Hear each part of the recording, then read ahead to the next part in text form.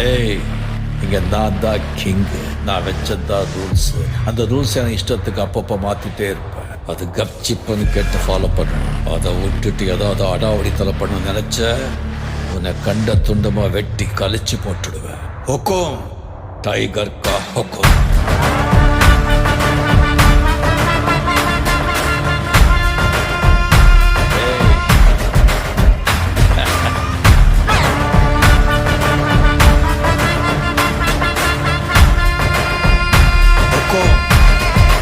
Tiger கா ஹுக்கும்.